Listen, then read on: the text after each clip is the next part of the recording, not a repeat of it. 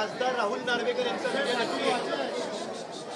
या ठिकाणी दक्षिण मुंबईला खासदार मिळावा याकरता आम्ही फिरत आहोत। कारण आज जी दक्षिण मुंबईची परिस्थिती आहे ती बघितल्यानंतर असं वाटतं की दक्षिण मुंबईत खासदारच नाही आहे। लोकांची कामं गेले अनेक वर्ष इकडे प्रलंबित आहेत।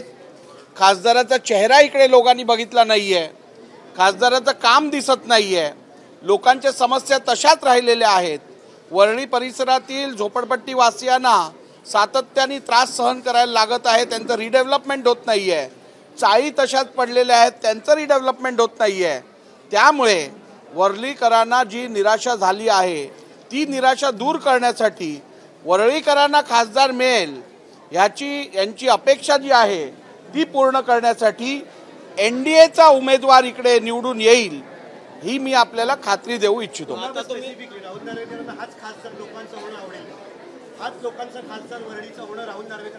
राहुल नार्वेकर ती पूर्ण जबाबदारी पार पाडेल जी जबाबदारी राहुल नार्वेकरांचा पक्ष भारतीय जनता पार्टी त्यांच्यावर देईल, जी जबाबदारी पक्ष देईल ती मी पार पाडीन। परंतु माझ्यासाठी केवळ एक गोष्ट महत्त्वाची आहे, वरळीकरांचा विकास, दक्षिण मुंबईचा विकास आणि भारतीय जनता पार्टी NDA अलायन्सचा विजय। तुम्ही आताच काही वेळापूर्वी आपकी बार 400 पारच्या घोषणा दिलेल्या आहेत, मात्र उद्धव ठाकरे यांनी मगाशी बोलताना आपकी बार भाजप हद्दपार अशा प्रकारच्या काउंटर घोषणा दिलेल्या आहेत। नाही, काय आहे, ज्यांचं स्वतःचं तडीपार होण्याचा वेळ आला आहे त्यांना असं वाटतं की सगळ्यांनीच तडीपार व्हावं, त्यात काय विशेष लक्ष द्यायची गरज नाही आहे। प्रश्न असा आहे तुमची परिस्थिती काय होती, तुम्ही आज कुठच्या परिस्थितीत आहात आणि तुम्ही या परिस्थितीत का आलात याचं जर तुम्ही आकलन केलं तर कदाचित तुम्हाला सुधारण्याचा स्कोप आहे। पण तुम्हाला तुमच्या चुकाच समजत नाही आहेत, त्याच चुका तुम्ही वारंवार करत राहत आहात। तुम्ही कार्यकर्ते सांभाळू शकत नाहीत, तुम्ही आमदार सांभाळू शकत नाहीत, तुम्ही लोकांना न्याय देऊ शकत नाहीत। असं असताना इतरांना हद्दपार करायच्या गोष्टी करून काय फायदा आहे? रामदाबाचा जप करताय, रामानी कारभार केला तर तुम्ही फक्त भार म्हणून राहताय, फसवा-फसवी चालू आहे। नाही, मला वाटतं आपण त्यांच्याबद्दल आता त्यांनी केलेल्या संजय राऊत असतील किंवा उद्धवजी असतील हे त्यांच्या विचारश्रेणीप्रमाणे बोलत असतात, त्यांची इच्छा आहे, त्याच्यावरती मला काही विशेष बोलायची इच्छा नाही। परंतु एवढंच सांगू इच्छितो, जनतेने आपलं मन बनवलेलं आहे, जनतेला माहिती आहे काय करायचं आहे आणि येणाऱ्या काळात दक्षिण मुंबईने सातत्याने त्यांना साथ देऊनही वरळीतील लोकांनी, शिवडीतील लोकांनी गेली 30-30, 40-40 वर्ष त्यांच्या विचाराला साथ देऊनही तुम्ही जी परिस्थिती, हालाक्याची परिस्थिती इकडच्या स्थानिक लोकांची केली आहे ती बघितल्यानंतर ही लोक निश्चितपणे वरळी, शिवडी येथील बांधव निश्चितपणे तुम्हाला हद्दपार केल्याशिवाय राहणार नाही। मगाशी बोलताना तुम्ही भाषणामध्ये एक उल्लेख केला की वरळीमधील काही प्रश्नासंदर्भात उद्या विधिमंडळात बैठक आयोजित केलेली आहे, प्रामुख्याने कुठल्या प्रश्नासंदर्भात आणि कुठेतरी वेळ झाला वाटतं का? आचारसंहिता लागायला फक्त 10 ते 12 दिवस शिल्लक आहेत, तुमचं लक्ष देण्यामध्ये मी आपल्याला पहिली सर्वप्रथम हे सांगू इच्छितो, हे काम काय केवळ निवडणुकीपुरतं केलं जात नाही आहे। आता मी तुम्हाला सांगितलं पोलीस कर्मचाऱ्यांचा मालकी हक्काचा घराचा विषय आहे, तो विषय मी त्यात विजय प्राप्त होईस तोपर्यंत, तो विषय सुटेस तोपर्यंत मी त्याच्यावर काम करणार। विधानसभा अध्यक्ष म्हणून माझ्या हातात जे अधिकार आहेत त्या सगळ्या पॉवर्सचा अधिकारांचा वापर करून मी त्यांना हा न्याय मिळवून देणार। आणि तसंच उद्या मी स्लम डेव्हलपमेंट रिलेटेड काही मीटिंग्स लावलेल्या आहेत आणि त्यातून वरळीतील बांधवांना, ज्यांना स्लममधल्या लोकांना, झोपडपट्टीतल्या लोकांना भाडी मिळाली नाही आहेत, जबरदस्ती त्यांच्या झोपड्या, आता जिजामाता नगरमध्ये मी जाऊन आलो, तिकडे डेव्हलपरकडे IOD-CC नाही पण तो तिकडे घरं तोडतोय जबरदस्ती, त्याविषयी कोणीतरी काम करायला पाहिजे। मी या लोकांना विचारलं तुमचे स्थानिक आमदार या विषयात लक्ष टाकत नाहीत का, तर त्यांनी मला सांगितलं आमचे स्थानिक आमदार आजपर्यंत झोपडपट्टीत आलेच नाही आहेत। असं असताना या लोकांची अवस्था काय आहे आणि ती अवस्था बघितल्यानंतर एक लोकप्रतिनिधी म्हणून मी जर त्यांची साथ दिली नाही तर मी कुठेतरी माझ्या जबाबदारी पूर्ण करत नाही असं मला वाटतं।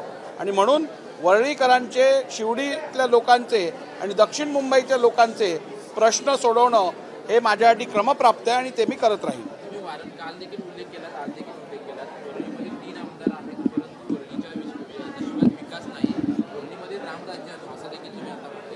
हे बघा, मला महाराष्ट्रातला इतर कोणताही मतदारसंघ दाखवा जिथे एक नव्हे तर विधिमंडळातले 3-3 सदस्य काम करतात किंवा राहतात, काम तर एकही करत नाही आहे इकडे.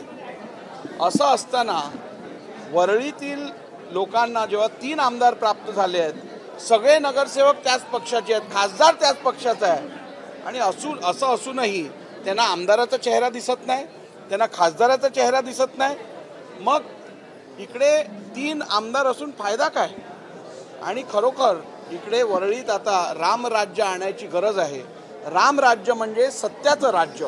इकडे निवडून दिलेला माणूस सत्य रूपी काम करेल आणि लोकांना न्याय मिळवून देईल, असा माणूस वरळीकर निवडून देतील. शेवटचा प्रश्न आता कार्यकर्ता प्रश्न आहे, मोठे नेते भाजपला गळ्याला लागणार आहे का आगामी काळात? नाही, गळाला लागण्याचा प्रश्न नाही, पण आपल्याला एवढं नक्की सांगू इच्छितो की महाराष्ट्रातले आणि देशातले अनेक मोठे नेते हे भारतीय जनता पार्टीच्या विचारधारेशी आणि आदरणीय प्रधानमंत्री नरेंद्रजी मोदी यांच्या कार्यपद्धतीशी अत्यंत प्रभावित होऊन भारतीय जनता पार्टीत प्रवेश करण्यासाठी आतुरतेने वाट बघत आहेत. आणि येणाऱ्या काळात निश्चितपणे या सर्वांना समाविष्ट करून या ठिकाणी या देशात रामराज्य सिद्ध होईल. सर, एक शेवटचा प्रश्न. तुम्ही कुलाबा मतदारसंघाचे आमदार आहात. खरं तर तुमच्या मतदारसंघात मरीन ड्राईव्ह हा परिसर येतो. मरीन ड्राईव्हवर फक्त 3 किलोमीटरच्या अंतरावर फक्त एक बाथरूम आहे. पाठीमागच्या काही दिवसापूर्वी राज्याचे मुख्यमंत्री एकनाथ शिंदे यांनी चहल यांना आदेश दिले होते, मात्र त्या आदेशाला सुद्धा चहल यांनी केराची टोपली दाखवली आहे.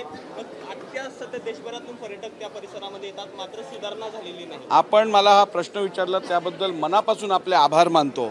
आपल्याला सांगताना अत्यंत आनंद होत आहे की त्या संदर्भाची निविदा आता 2 दिवसात जाहीर होईल आणि तो कोस्टवरती असल्यामुळे पट्टा CRZ क्लिअरन्सची गरज होती. तो CRZ क्लिअरन्स पण आपल्याला या आठवड्यात मिळून कुलाब्यातील मरीन ड्राईव्हवरती शुभीकरणही होणार आहे. तिकडे आम्ही व्ह्यूइंग गॅलरीही तयार करत आहोत आणि NCPA जवळ आम्ही लेझर शो पण ची व्यवस्था करत आहोत. नर्मन पॉईंट हे मुंबईचं नाक मानलं जातं.